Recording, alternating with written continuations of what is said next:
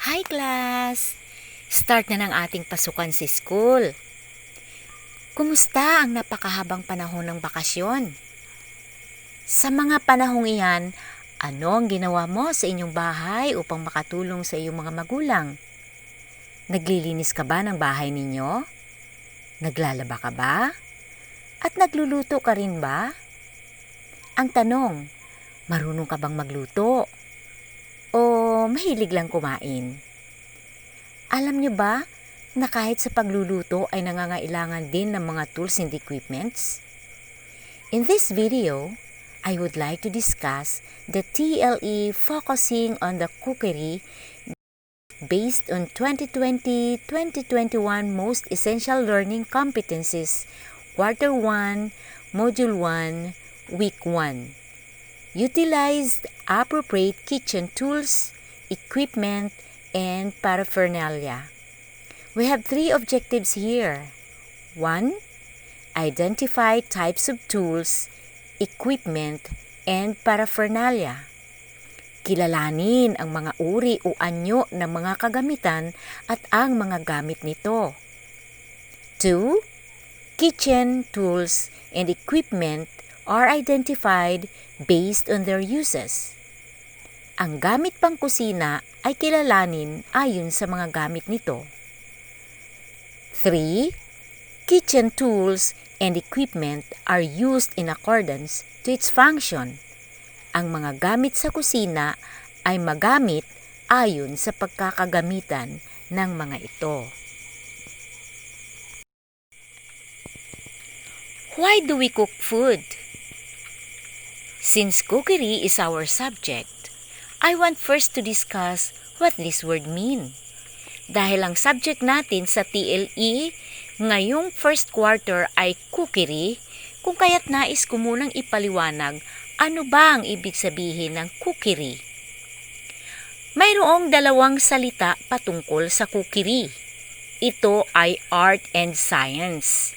So, ibig sabihin, cookery is an art and science of preparing food for consumption by using heat. So, dito sa 2 salitang ito, yung art is yung tinatawag na how of cooking. Paano magluto. So, yun ang art. Kinukonsidered siya na art. Yun namang bakit nagluluto or why of cooking. Iyon naman ay science. The how of cooking can be considered to be the art and the why of cooking could be the science. Cookery is also the skill or activity of preparing and cooking food. Question: is cookery important? So, if this is important, what are the importance of this course? Now, let's discuss one by one. Number 1, get acquainted with your kitchen. So, kailangan malaman mo muna, ma-acquaint ka muna doon sa iyong kusina. So, ibig sabihin, helps you to make familiar with your kitchen and all the tools and equipments in it.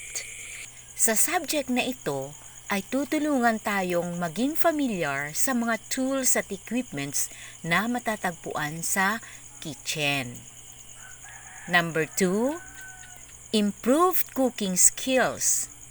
Trains you how to cook and definitely improve and develop your cooking abilities.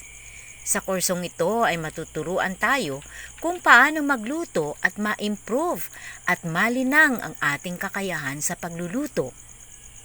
Number 3, promote self-esteem. Helps you build self-esteem and confidence knowing that you can now start. Number 4, encourage cultural awareness. Teaches you how cultures from different places prepare their food. Sa bawat kultura ng iba't ibang lugar ay matututunan natin kung paano sila mag-prepare ng kanilang pagkain. Number 5, start a culinary career. gives you an opportunity to develop a skill in cooking. So, yung mga may hilig dyan magluto, lalo na yung mga gustong maging chef. So, ngayon pa lang talaga napakahilig na nilang magluto. So, dito magbibigay ng opportunity sa bawat isa o pagkakataon na ma-develop nila yung kanilang skill o yung kanilang abilidad sa pagluluto. Now, let's discuss about the job opportunities regarding this cookery. So, there are a number of job opportunities in cookery that you can benefit from once you earn a degree in this field of specialization. The kind of job that you can find depends on your specialization in cookery. So, itong career nito ay tutulong sa inyo para kayo ay makapagtrabaho bilang, ang job opportunities ay bilang chef. May dalawang job description ng isang chef. First, oversees a restaurant's kitchen by managing other members of the food preparation team. And second, deciding what dishes to serve and adjusting orders to meet guests' requests. So, kung ano man yung gusto nilang kainin, orderin, so ang chef ang nagdi-decide nito or namamahala nito. Pangalawa ay caterer. Ang business na ito ay tinatawag nilang catering service.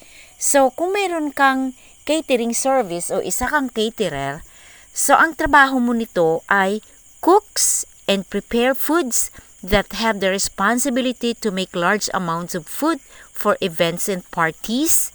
Second, their tasks include buying the food, preparing it, moving it to the location, and finishing off plating in a timely manner. And third, their challenge is to keep the food hot and delicious while serving many guests at the same time. Sa caterer, sila yung nagluluto at naghahanda ng mga pagkain at inihahatid nila ito doon sa nag-order sa kanila na kung saan ay doon ang event o parties. At ang trabaho din nito ay bumibili ng mga pagkain at inihahanda ito. At sila mismo ang nagdadala nito sa lugar na kung saan ay pinag-usapan nila ng nag-order ng pagkain. At sumunod ay sila rin ang gumagawa ng paraan upang ang pagkain na kanilang inihanda ay mananatiling mainit hanggang sa maihain sa mga taong naruroon. So, makikita natin yung kanilang strategy na mayroong maliit na apoy sa ilalim na kung saan ay nananatili itong nakabukas, itong apoy na ito, upang sa ganoon ang pagkain ay hindi lumamig, kundi ito ay mainit pa rin. Next, restaurant cook. Ayan, pwede kang maging cook sa isang restaurant. Ang trabaho nito ay dalawa. First, often prepares ingredients, ensure cleanliness of their working area, and keep the restaurant stocked with necessary cooking supplies. And they may also help make decisions on menus and day-to-day offerings. And then next, job opportunities, executive chef. Mayroong dalawang job description. First is known as chef manager or head chef and oversees the daily operations of restaurant and hotel kitchens. This includes hiring, training, and overseeing kitchen staff and ensuring a high quality, cost-effective product. Next, job opportunities is food and beverage manager. Meron siyang dalawang job opportunities. The first is they are responsible for ensuring that all food and drinks are of the highest quality. And the second one is design unique menus, handling customer complaints, creating company policies, and complying with food and safety regulations. Next job opportunities, restaurant manager. The job description is tasked to manage, lead, and supervise the restaurant operations. The next is sales coordinator, responsible for representing and advertising the restaurant. Next job opportunities, front office agent. So, job description niya, performs all front desk duties such as check-in and check-out, reservations, phone messages, and special requests from the guest. The next job opportunity is food stylist. The job description is prepares the food for photography in books, magazines, and other publications. And the last but not the least job opportunities is food writer.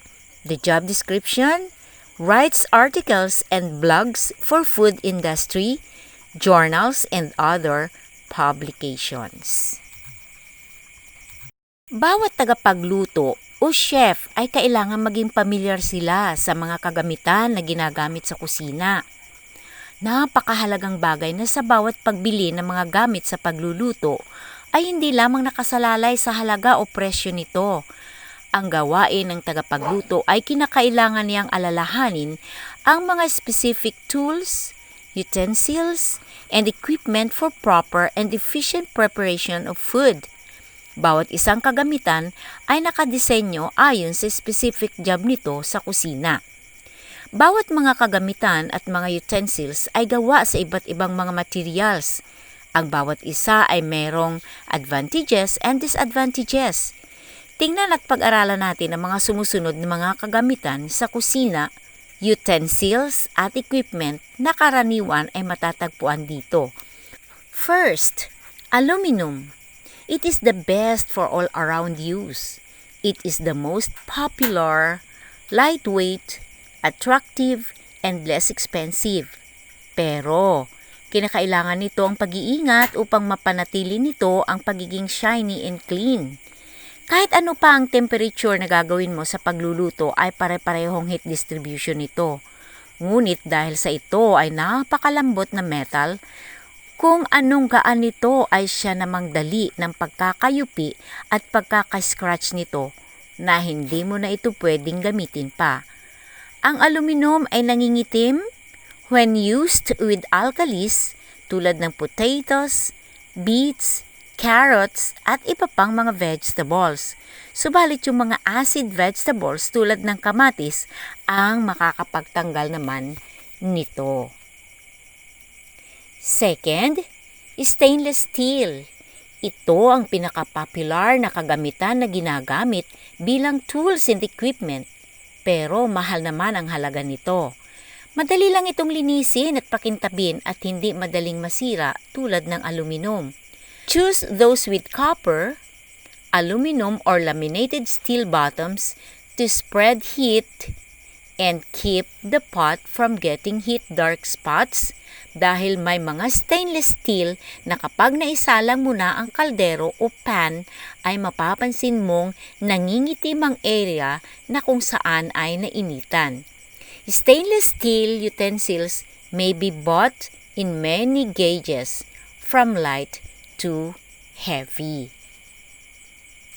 Third, glass, salamin o bubog. Mainam ito na gamitin sa baking but not practical on top or surface cooking. Kailangan talaga nito ang pag-iingat upang hindi madaling magkalamat o mabasag. Number 4, cast iron. Matibay ito ngunit kailangang ingatan upang hindi ito kalawangin. Salad oil na walang salt or shortening can be rubbed inside and out and dry. Kailangan mo itong hugasan bago gamitin, subalit huwag gagamitan ng sabong panlaba sa paghuhugas nito.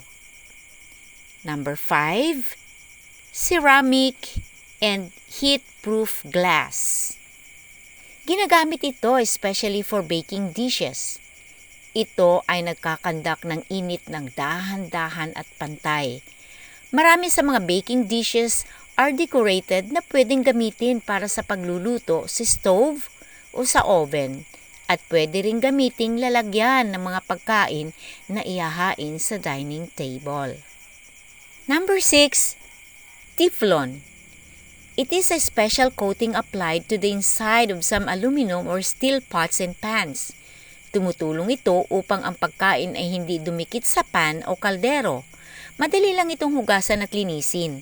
Datapot ingatan ito upang hindi may scratch ang nakabalot na Teflon coating ng mga matutulis o matatalas na mga bagay tulad ng kutsilyo at tinidor. At iwasang gumamit ng steel wool o yung sobrang gaspang dahil matatanggal ang Teflon na nakabalot dito kapag ginamitan mo ito ng mga nabanggit kanina. Gumamit ng wooden or plastic spatula para baliktarin o haluin ang mga pagkain sa loob nito.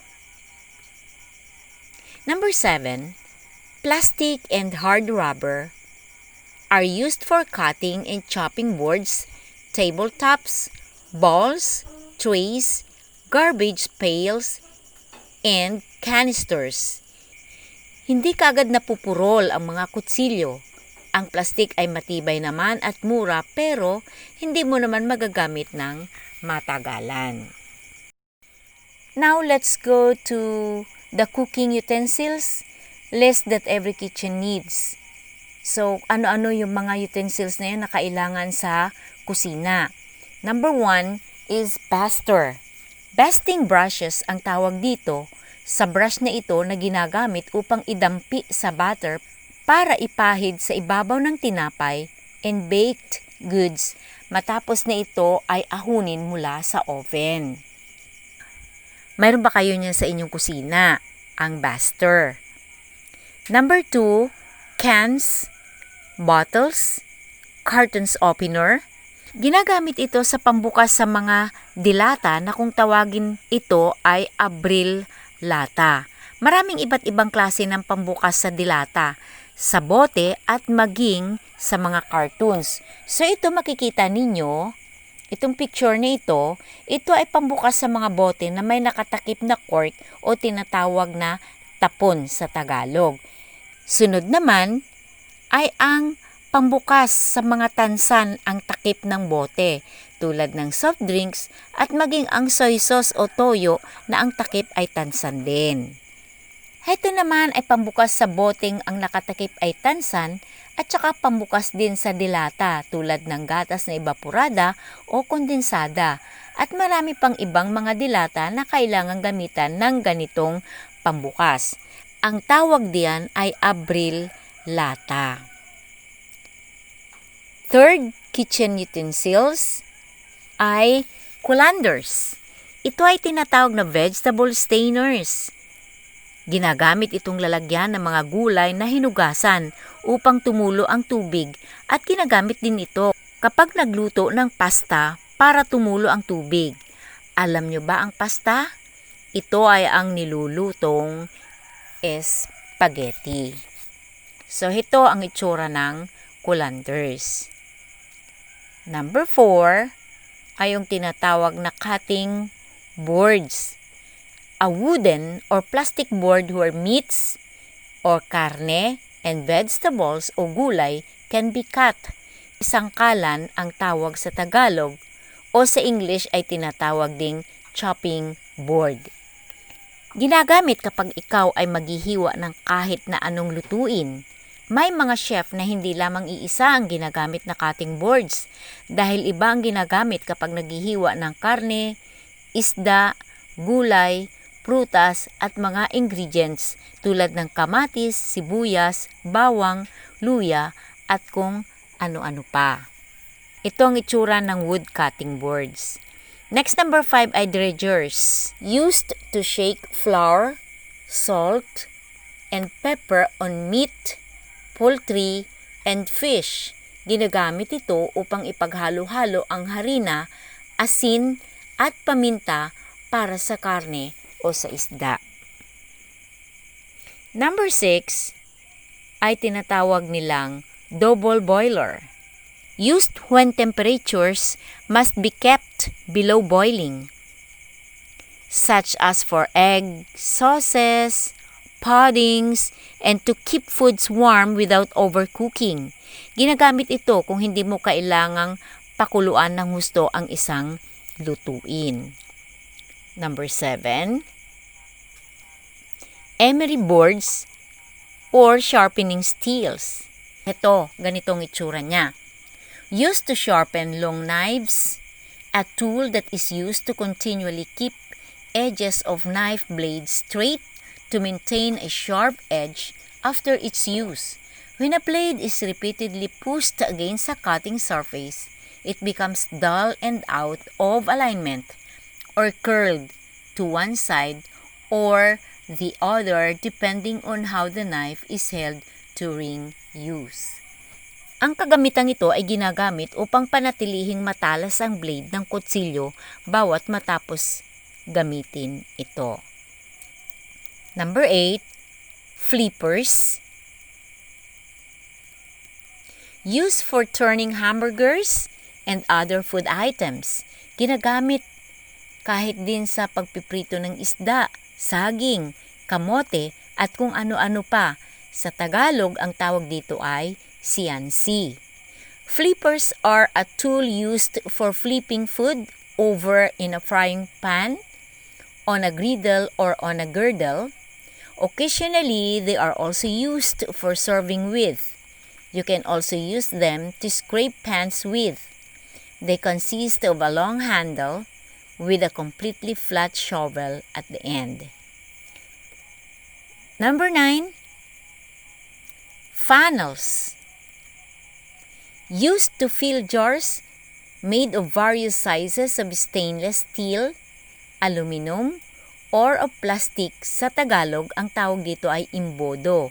Ginagamit ito sa kusina tulad ng pagsasalin ng kung ano-ano like mantika at iba pa. Number 10, garlic press. It is a kitchen tool which is specifically designed for the purpose of pulping garlic for cooking. Ginagamit ito upang mapitpit ang bawang. Number 11, graters. Used to grate, shred, slice, and separate foods such as carrots, cabbage, and cheese. So, iba't ibang klase ito ng graters or tinatawag na pangkayod. Yan, iba't ibang hitsura ng pangkayod o panggadgad, kumbaga sa ibang salita. Number 12, handy poultry and roasting tools. Make it easier to lift a hot roasted turkey from the rooster to the serving platter without it falling apart, upang maging madali ang pag-angat ng mainit na roasted turkey na hindi magkakahiwalay gamit ang mga tools na ito. Number 13, kitchen knives, o yung iba't ibang kutsilyo sa kusina, often referred to as cooks or chef's tools. Knives are a must for all types of kitchen tasks, from peeling an onion and slicing carrots to carving a roast or turkey.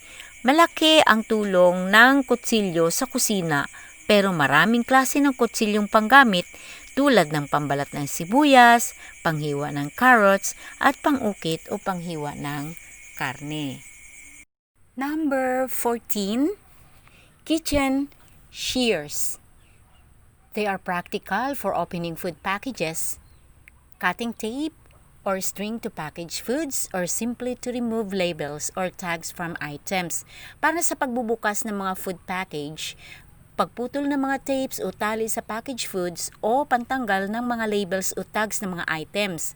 Ang gunting ay kailangan talaga sa kusina. 'Di ba? Kapag naglinis ka ng isda, lalo na kapag tatanggalan mo ng palikpik, kailangan dito ay ang gunting upang matanggal ito. Number 15. Measuring cups at saka yung spoons measuring tools. They are among the most important items found in any kitchen since consistently good cooking depends upon accurate measurements. Measuring tools should be standardized. Measuring cups and spoons are also in the home kitchen. Scales are used to weigh materials of bigger volumes. These are delicate and precision instruments that must be handled carefully and are more dependable in terms of accuracy. Siyempre, kapag nagluto ka, kailangan mo ng mga panukat, pero kailangan ng mga tools na ito ay standardized. Yung mayroong 1, 1/2, 3/4 cup, mayroon ding 1, 1/2, 1/4 teaspoon, mayroong 1 tablespoon at marami pang iba. Commonly used measuring tools in the home or in commercial kitchens include the following. Ang mga sumusunod ay mga karaniwang ginagamit na measuring tools sa bahay o di kaya ay sa mga commercial kitchen tulad ng restaurant, hotel at marami pang iba. Una dito ay ang measuring cup for dry ingredients. Ito ay para sa mga tuyong ingredients. It is used to measure solids and dry ingredients tulad ng harina, fat, and sugar. Karaniwan ay gawa sa aluminum o stainless. Sizes range from 1, 1/2, 3/4, and 1/4 or tinatawag ding nested cups to 1 gallon. May mga yari sa plastik at may iba't ibang mga kulay but could only be used for cold ingredients. They could wrap, causing inaccurate measure. Next, measuring cup for liquid ingredients. Kanina is for dry ingredients. Ngayon naman is for liquid. Ibig sabihin ay basa. It is commonly made up of heat-proof glass and transparent so that liquid can be seen. Quantity of measure of liquid ingredients is different in a dry measuring cup. Iba ang pantakal sa liquid o basa at iba rin sa dry o tuyo. Liquid measuring cups are usually glass or plastic with a handle. They allow you to pour a liquid into the cup and bring it even with a measurement line without spilling. Naisasalin mo ang liquid sa takalan nang walang tapon. Dry measuring cups o sa tuyong takalan naman ay exact amount of an ingredient ang ilagay mo at kailangan tama lang hanggang sa labi ng takalan. Next, portion scales. It is used to weigh serving portions from 1 ounce to 1 pound. So ito ay kiluhan na mga maliliit lang. Next, scoops or dippers. It is used to measure serving of soft foods such as fillings, ice cream, and mashed potato. In the technical terms used by the food service industry and in the retail and wholesale food utensil industries, there is a clear distinction between 3 types of scoop. The disher, which is used to measure a portion, example, cookie dough, to make melon balls and often to serve ice cream. Next, spoons. Come in a variety of sizes, shapes, materials, and colors. May iba't ibang laki, hugis, materials at kulay ang mga kutsara. Ginagamit lang ito to measure smaller quantities of ingredients called for in the recipe like 1 teaspoon of butter or 1/4 teaspoon of salt. Next, household scales. Ito ay timbangan na ginagamit upang timbangin ang large quantity of ingredients in kilos. Commonly sa bigas, harina, sugar, legumes, or vegetables and meat up to 25 pounds. So yung kanina na weighing scale ay para sa mga magagaan na ingredients. Ito naman ay para sa mga maramihan na tulad nga ng binanggit ko kanina tulad ng bigas. Number 16, kitchen utensils and equipments. Pasta spoon or server. It is used to transfer a little or much cooked pasta to a waiting plate without mess. Pasta spoons are best used with spaghetti style or other long pasta noodles. You can use a large slotted serving spoon for short pastas. Hindi kasi pwedeng kutsarahin o sandukin ang pasta o spaghetti unless pinagputol-putol na ito. Kaya ginagamitan ito ng tinatawag na pasta spoon.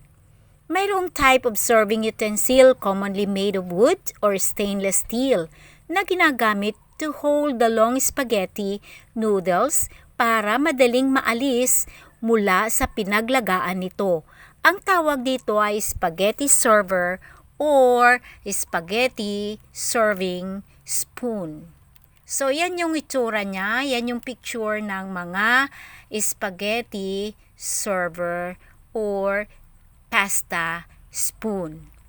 Next, number 17 is potato masher, used for mashing cooked potatoes, turnips, carrots, or other soft cooked vegetables. A potato masher, bean masher, pea masher, or a crusher is a food preparation utensil used to crush soft food for such dishes as mashed potatoes, applesauce, or refried beans. Pampirat sa pagkain na tulad sa patatas, turnips, carrots, at iba pang mga malalambot na gulay tulad ng kalabasa. Next, number 18, utensils and equipment. Rotary beater, used for beating small amount of eggs or batter. The beater should be made up of stainless steel and gear-driven for ease in rotating. Pambati ng itlog. Number 19, scraper. A rubber or silicone tools to blend or scrape the food from the bowl. Metal, silicone, or plastic egg turners or flippers. Tumutulong ito upang matanggal ng maayos ang pagkain na nasa mangkok. Next, number 20, utensils and equipment. Seafood serving tools. Make the task of cleaning seafood and removing the shell much easier. For cooking seafood, utensils will vary depending on what you are cooking. Ginagamit ito upang madaling linisin ang isang seafood at alisin mula sa shell nito para madali sa pagluluto. Pwede ring gamitin sa panahong ikaw ay kumakain na. Halimbawa ay ang alimango. Matigas yun kagatin, kung kaya merong ginagamit na tools upang tulungan kang basagin ang shell nito. Number 21, serving spoon. A utensil consisting of a small, shallow ball on a handle used in preparing, serving, or eating food. Kung kumakain kayo, kailangan sa isang bandihadong kanin ay mayroong tinatawag na pangkuha o pangsandok. Kahit din sa bowl na may ulam, kailangan dito ang pangkuha at ang tawag dito ay serving spoon. Bakit? Upang sa ganoon ay hindi lahat na lang ng kutsara ng mga kumakain ay gagamitin sa pangkuha o pansandok sa kanin o sa ulam. Ano kaya ang dahilan nito? Bakit kailangan ng serving spoon? Siyempre, unang-una, hindi nakakadiri na lahat na lang ng kutsara ay sasandok doon, lalo na kung ang ulam ay may sabaw. At pangalawa ay para hindi madaling masira o mapanis ang kanin at ang ulam kapag may matira pa. Kayo ba sa inyong bahay ay gumagamit ng tinatawag na serving spoon? Okay lang kahit na walang serving spoon kung ang iyong ulam ay nakalagay sa isang bowl na para sa iyo lamang. Ibig sabihin, ang bawat isa sa inyo ay may kanya-kanyang mga mangkok ng ulam. Kapag makikikain kayo sa ibang bahay, kailangang i-apply ninyo ang paggamit ng serving spoon. Ganun din sa mga handaan syempre. Number 23, utensils and equipment. Serving tongs. Enable you to more easily grab and transfer larger food items, poultry or meat portions to a serving platter, to a hot skillet or deep fryer, or to a plate. It gives you a better grip, and the longer the tongs, the better, especially when used with a deep fryer, a large stock pot, or at the barbecue. Panghawak lalo na kapag ikaw ay nagpiprito ng isda, karne, saging, kamote, at kung ano-ano pa. Kailangan din ito kapag ikaw ay nag-iihaw upang may ipanghawak ka sa mainit na inihaw habang ito ay nakasalang sa apoy. So, ayan yung mga pictures, ang itsura ng serving tongs. Next, number 23, kitchen utensils, soup ladle. So, ibig sabihin, ito ay pansandok sa may sabaw. It is used for serving soup or stews, but can also be used for gravy, dessert, sauces, or other foods. A soup ladle also works well to remove or skim off fat from soups and stews. Pansandok sa mga sabaw. Now let's discuss about the different knives, each with a specialized use.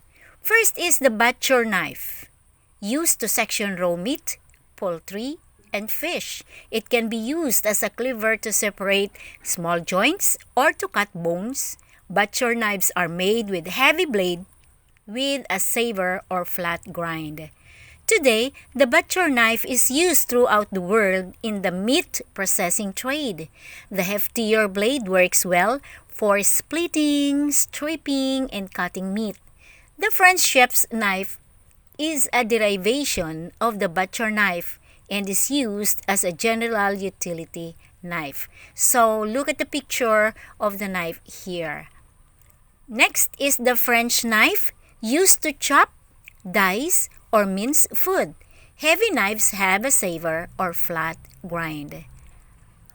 A chef's knife, also called a French knife, has a broad, tapered shape and a fine sharp edge. Its blade ranges in length from 6 to 12 inches and measure at least 1 to 1/2 inches at the widest point.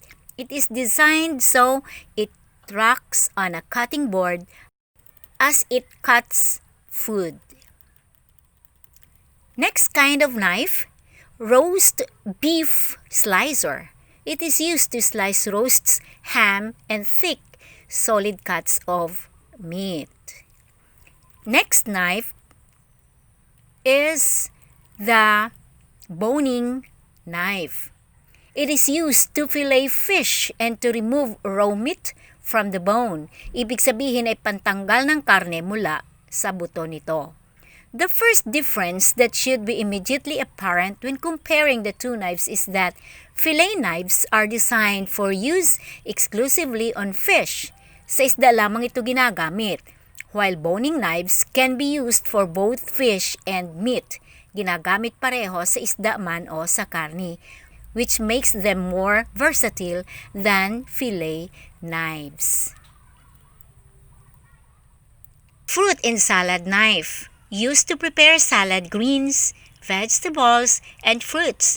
Ginagamit ang kutsilyong para sa paghahanda ng salad greens, vegetables, and fruits. Made with a serrated blade, the salad knife can be used safely on non-stick surfaces to cut not only vegetables but a wide variety of foods such as fruits, cakes, bars, and breads. Tinatawag din itong lettuce knife.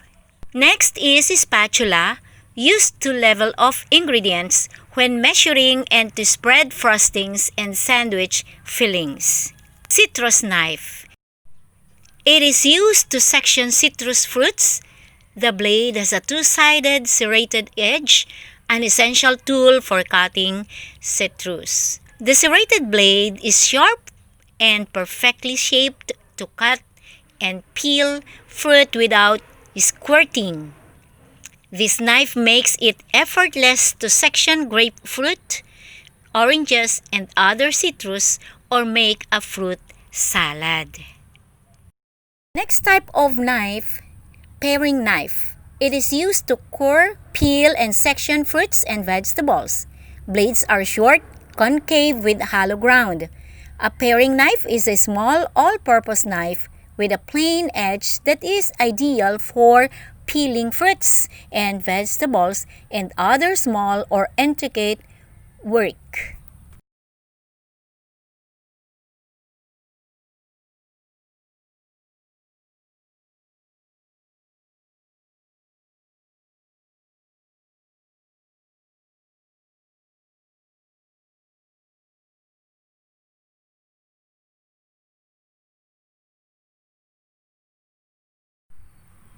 Number 24 for the kitchen utensils and equipment, spoons. Solid, slotted, or perforated, made of stainless steel or plastic.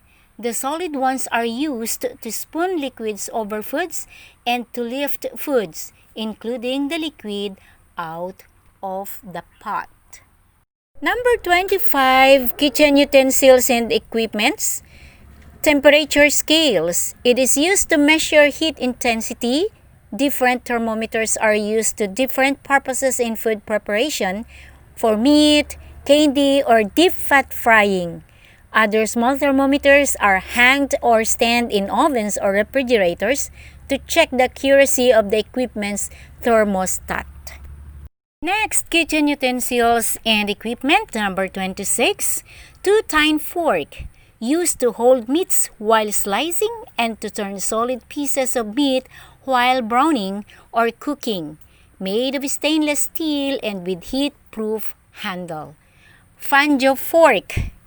A narrow fork usually having two tines, long shaft and an insulating handle, typically of wood, for dipping bread into a pot containing sauce.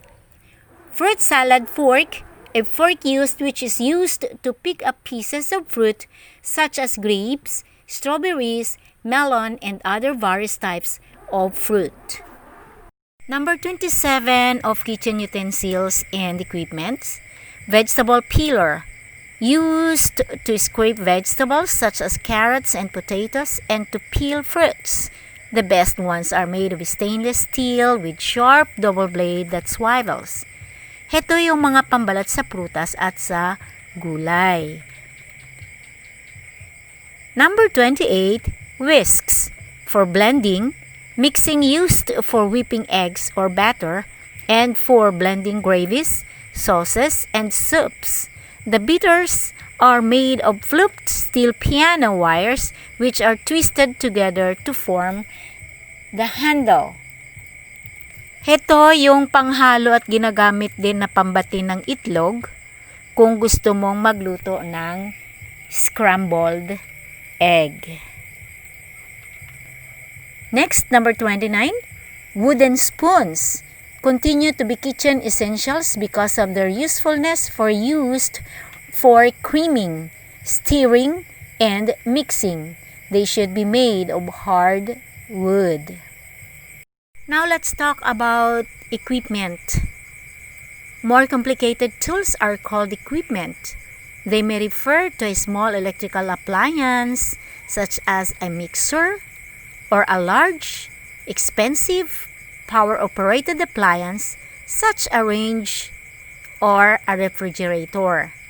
Equipment like range ovens, refrigerators, conventional, convection, and microwave are mandatory pieces in the kitchen or in any food establishment. Here are some basic food production equipment. Burners. They are used for cooking, boiling, and steaming. Cooking ranges. It is the most versatile equipment operating on either LPG or electricity. So, oven and griddles. So, kapag sinabi mong equipment, ito yung complicated tools na tulad ng mga malalaking mga bagay sinasaksak sa kuryente at saka sa panggamit sa pagluluto. Tulad mga burners, mga oven, yan yung tinatawag na mga equipment sa kusina. Let's talk about the refrigerators and the freezers. These are necessary in preventing bacterial infections from foods. So, kung may tira-tirang mga pagkain, mga ganon, o gusto mong mag-store ng food, ilalagay mo lang siya sa loob ng refrigerator o di kaya ay sa freezer. May mga kusina kasi or may mga tao na mga sabihin nating mga mayayaman talaga na mayroon silang aside from refrigerator ay mayroon pa silang freezers kasi doon nilalagay yung mga karne na pangmatagalan. Okay, so most refrigerators have special compartment para sa karne. Meron din kung refrigerator lang, meron yung tinatawag na freezer din siya sa taas. May lalagyan din ng prutas, may lalagyan din ng gulay to keep the moisture content of each type of food. Kung gusto mong mabalot ng ice ang karne at ang isda, pwede mong ilagay ito sa freezer. Ngunit kung gusto mo naman na medyo malambot pa rin itong isda at saka karne dahil lulutuin mo rin kaagad, so pwede mo siyang ilagay sa chiller.